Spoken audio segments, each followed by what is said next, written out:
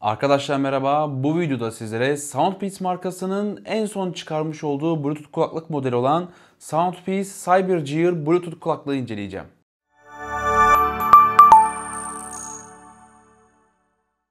Soundpeace markası sürekli yeni modellerle karşımıza çıkmaya devam ediyor. Bazen hakikaten ben hızlarına yetişemiyorum. Sürekli yeni, güncel ve farklı şekilde kulaklık modelleri, akıllı saat modelleri üretmeye ve satmaya devam ediyorlar. Bugün arkadaşlar bu elimdeki CyberGear modeli çok daha yeni. Hatta araştırmak istediğiniz zaman fazla bir bilgi edinemeyeceğiniz kadar yeni bir model arkadaşlar. Sağ olsun hemen Soundpeace markası bana incelemem için bunu gönderdi ve bildiğim kadarıyla Türkiye'de belki de dünyada da olabilir.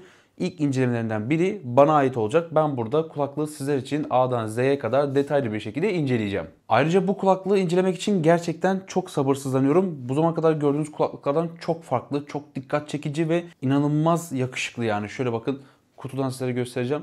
Şurada bir ışık efektlerini görebiliyorsunuz. Gerçekten çok farklı. Hem kutusu hem kendisi. Direkt ortamda bu kulaklığı taktığınızda diyeceksiniz ki ya bu kulaklık ne? Nereden aldın denilebilecek bir kulaklık olduğunu düşünüyorum. O yüzden lafı fazla uzatmayacağım. Gelin bir kulaklığı kutusundan çıkaralım. Hem teknik özelliklerine bakalım. Ardından da ben zaten tüm testlerimi ve yorumlarımı sizlere aktaracağım. Kulaklığımızın kutusu da gördüğünüz gibi bu şekilde. Burada da bakın kulaklığın yakından görünümünü görebiliyorsunuz. Düşük gecikme modu olduğuna özellikle vurgulanmış. Oyuncular için tasarlandığını ve Cyberpunk'ın bir tasarımını aldı. Yani Cyberpunk oyununu biliyorsunuzdur. Cyberpunk oyunundan esinlendiğini özellikle belirtiyor.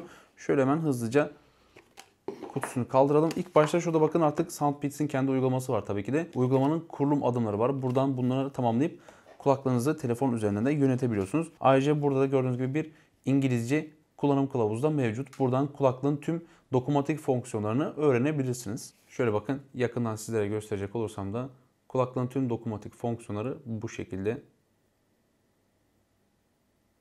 Ardından kulaklığın kendisi ve burada da aparatları mevcut. Şurada bakın silikon pedlerimiz var. Yani small, medium, large olacak şekilde. Şöyle bakın farklı farklı kendi kulağınızın iç yapısına göre bunları ayarlayabiliyorsunuz. Bu arada çok şık ve sade bir kutulama yapılmış. Bunda bir üstünden bahsetmeden geçmeyeceğim. Tabii ki de klasik Soundpeace'in siyah Type-C şarj kablosu yaklaşık 10-15 santim uzunluğunda. Gördüğünüz gibi şarj kablomuz da bu şekilde. Artık kulaklığımızın sadece kendisi kaldı. Şöyle kutusuna da çıkaralım. Şeffaf bir koruma poşeti var. Buradan onu da kurtardığımızda gördüğünüz gibi Soundpeace CyberGear modeli. Kutuyu görüyor musunuz? Şurada bakın bir LED panel var. Böyle ön tarafta Cyberpunk'ın bu logolarından falan işlenmiş. Şurada bir tane bakın Soundpeace yazısını da daha yakından sizlere göstereceğim. Şöyle bir Soundpeace var. Şurada da bir tane bir LED bildirim paneli görüyorum. Yan tarafta Type-C şarj girişi var. Onun haricinde burada farklı kutuyla ilgili bazı veriler var. Şimdi kapağı kaldıracağım ve göreceğiniz görsel şovu bakın. Şöyle kapatayım hatta. Yan tarafa bakın komple RGB. Ve bu RGB isterseniz kapatabiliyorsunuz da. Bunu birazdan size göstereceğim. Gerçekten çok güzel. Yani kutu bile zaten ben buradayım diyor direkt ya. Bakın ışığı kapatacağım şimdi, stüdyonun ışığını. Ne kadar gösteriyor kendini, görüyor musunuz? Çok güzel ya. Gördüğünüz gibi hemen şöyle fazla uzatmadan bir kutu tasarımıyla başlayacağım. Mat bir malzeme kullanılmış, plastik malzeme arkadaşlar. Çok ağır bir malzeme değil. Kutunun toplam ağırlığı 50 gram. Şurada bakın bir adet şöyle tuş var. Bu RGB efektlerini bakın mesela sabit ışığa geçiyor. 4 farklı RGB modu var arkadaşlar. İsterseniz de böyle komple kapatabiliyorsunuz. Bu şekilde mesela kapalı kalıyor. Yani buradaki şu buton RGB efektler arasında geçişleri sağlayan bir buton arkadaşlar. Gördüğünüz gibi kulaklıklar zaten otomatik olarak bağlantı moduna hazır oluyor ve kapak kaldırıldığında daha önce eşleşmiş olduğu bir cihaz varsa kulaklıklarımız direkt eşleşme modu aktif halinde bu cihazla eşleşebiliyor. Hemen bir kulaklığımızın bir tanesini çıkarıp şöyle yakından da sizlere bakmak istiyorum. Şöyle keskin, bayağı keskin hatları var kulaklığımızın. Şurada uç tarafı mesela mikrofonun olduğu kısım bayağı incelmiş. Şurada bakın bir Soundpeace logosu ve aynı şekilde de dokunmatik panelin olduğu kısımda burası. Gördüğünüz gibi şurada Soundpeace logosunu görebiliyorsunuz. Kulaklığın iç kısmı da şu şekilde kulağınızın iç yapısına göre ayarlanmış. Buradan gördüğünüz kadarıyla bir kızılötesi sensör bu kulaklıkta yok. Sadece şöyle gürültü engelleyici çift mikrofonlar mevcut. Aynı şekilde şurada bakın şarj manyetik kısımları. Kulaklığın bir silikon petlerini de çıkaralım. Driverları şöyle alüminyum ızgaralar koruyor. Burada iç malzemesinin kalitesi de çok önemli. Genellikle mesela bu plastik ızgara kullanılır. Bunda alüminyum ızgaralar kullanılmış. Malzemesinin kaliteli olduğunu gösteriyor. Bu kulaklıklarda bu arada hazır bunu da göstermişken 10 mm'lik de driverlar konumlandırılmış. Kulaklığın bataryası 40 mAh, kutunun bataryası ise 470 mAh. Gördüğünüz gibi kulaklıkların her biri 40'ardan, yani bu 40 mAh, diğeri de 40 mAh olacak şekilde kutudan, yani fabrikasyon verileri 6,5 saatlik bir kullanım ömrünün olduğunu söylüyor. Birazdan videonun ilerleyen kısmında ben zaten bunun testlerini yapacağım. Bakalım en yüksek seviyede ne kadar süre bu kulaklığı kullanabileceğiz. Aynı şekilde kutuyla beraber de 26 saatlik bir kullanım ömrü olduğundan bahsedilmiş. Tekrardan sizlere şöyle bir yakından da kulaklığın kendisini göstermek istiyorum. Tasarım açısından teknik özellikleri bu şekilde. Kulaklıkla ilgili bir aktif gürültü engelleyicisinin olduğu ile ilgili bir veri ulaşamadım. Hem kullanım kitapçığında hem de uygulamada böyle bir veri bulunmuyor. Maalesef kendi sitesinde herhangi bir veri işlenmemiş. Yani şu an sadece üzerinde silikonları sayesinde bir pasif gürültü engelleyici mevcut bu kulaklıkta, ama aktif gürültü engelleyici ile ilgili bir bilgi bulunmamış. ATS-3019 chipseti de bunda kullanılmış. Yani özellikle de 4 adet, yani ikişer tane olacak şekilde gürültü engelleyici mikrofonlar da bu cihaza konumlandırılmış. Kutu hızlı şarjı desteklemiyor. Ortalama 1,5 ile 2 saatte de tam şarja ulaşabiliyor. Oyuncular için tasarlandığından dolayı 45 milisaniyelik bir gecikme olduğundan da bahsedilmiş. Şu anda bu ses kaydını Soundpeace CyberGear kablosuz kulaklıktan alıyorum. Gördüğünüz gibi kulaklıkların mikrofon performansı bu şekilde. Şu an ses kaydı aldığım ortamda sessiz iç mekan olarak geçiyor. Gördüğünüz gibi mikrofonun iç mekan sessiz bir ortamda mikrofon performansı bu şekilde.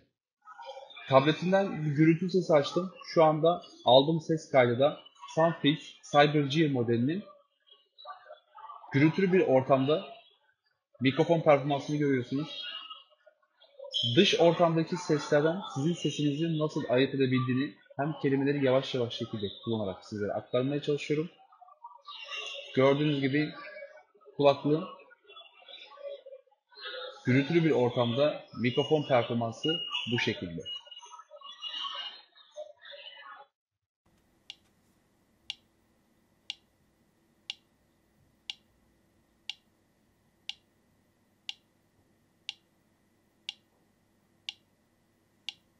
Kulaklığı yakından tanıdıktan sonra gelelim tabii ki de bunun performanslarına. Hala burada ışıklı yanıyor. Gerçekten çok tatlı. Yani ben bu RGB efektlerine bittim.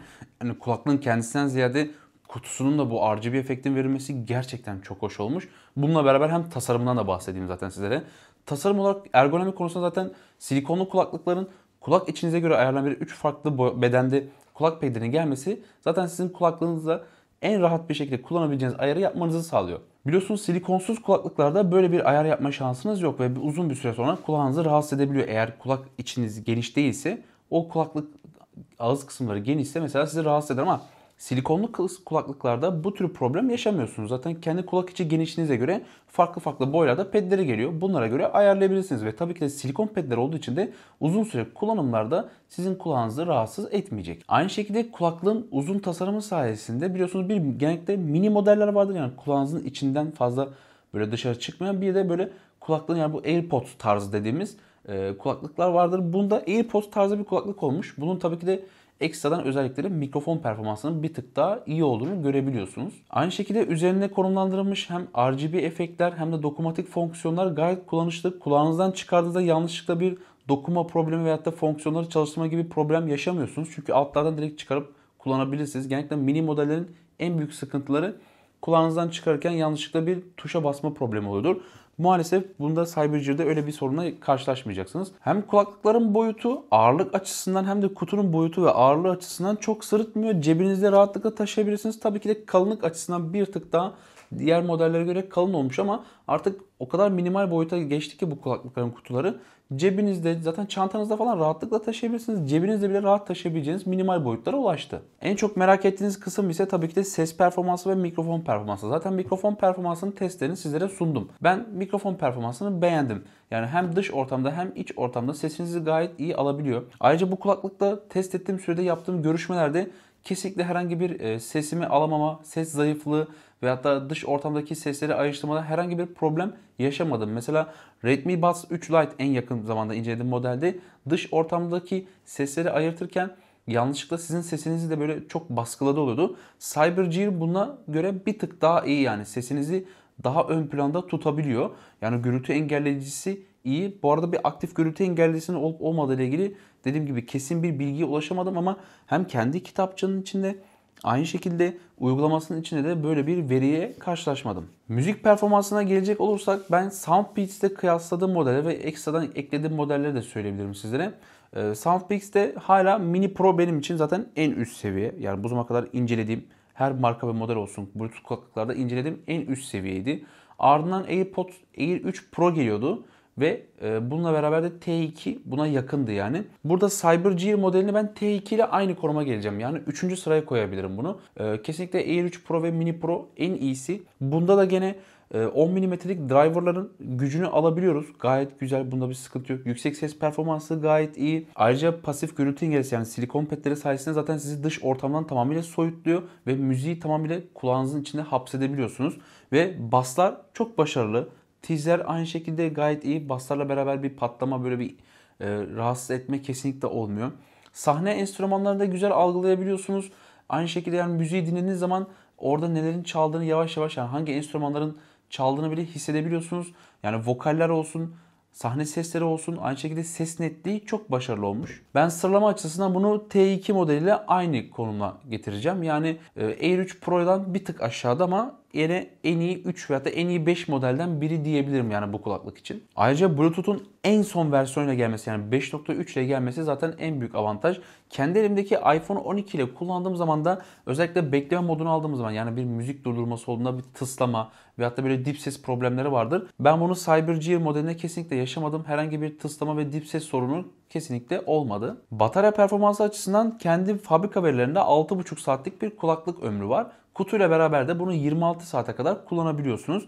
Ben kendi yaptığım testlerde özellikle yüksek baslı ve en son seviyede müzik testlerimde 7 saate kadar ulaşabilen sonuçlara ulaştım arkadaşlar. 7 saat çok çok iyi. Yani şu anda genellikle bu kulaklıklar başladığında 4 saat civarında, standartlar 4-5 saat iken şu anda 7 saate kadar çıktı ve 7 saate rağmen, yani bunu karşılayabilecek bir bataryaya rağmen çok da kaba olmayan bir model arkadaşlar CyberGear modeli. Yani 7 saat kesintisiz müzik dinleyebildik. Ayrıca kutusundaki devam eden bataryası sayesinde zaten 26 saat kadar ulaşabilen bir müzik keyfine ulaşabiliyorsunuz. Artık uygulama desteğinin de gelmesi çok iyi. Uygulama üzerinden direkt oyun modunu alabiliyorsunuz. Oyun modunu açıp kapatabiliyorsunuz. Aynı şekilde bir equalizer ayarları yapabiliyorsunuz. Kulaklığınızda daha fazla güncelleme giriyorsa güncellemeleri de ekleyebiliyorsunuz. Soundbeats'in uygulaması genellikle bu son çıkan güncel modellerle artık uygulama bayağı verimli ve stabil çalışmaya başladı. Oyun modu sayesinde düşük gecikmelere de ulaşabiliyor ve 45 milisaniyeye kadar ulaşabilen bir gecikmeden bahsetmişler ama tabii ben 45 saniye kadar düşük bir gecikme almadım testlerimde. Gene oyun modunda diğer standart kulaklıklara göre, yani oyun modu olan kulaklıklara göre sizi üzmeyecek değerler veriyor. Kendi üzerindeki zaten bu ışıklar da biraz oyunculara hitap eden tarzda bir kulaklık olmuş. Bunda da gene 100 milisaniyenin altında aldığımız değerler çok başarılı. Bu da ne oluyor? Tabii ki de oyuncular için ekstradan oyunlarında bir başarı sağlamasına katkıda bulunuyor. Bu konuda hani oyun modu da gerçekten yani gecikmeleri konusunda gayet başarılı.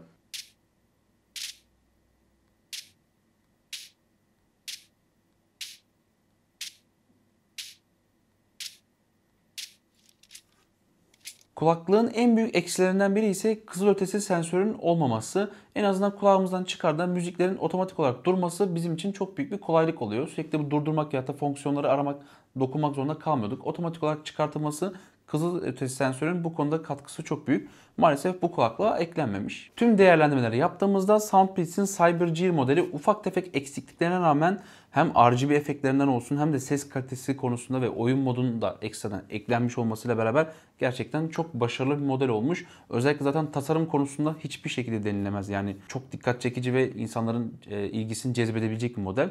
Aynı şekilde bununla eşdeğerde bir performansı sağlayabilen bir kulaklık olmuş arkadaşlar. Bu kulaklığın incelemesinde sonuna geldik. Bana destek vermek isterseniz videomu beğenip kanalıma abone olmayı unutmayın. Kendinize iyi bakın. Görüşmek üzere.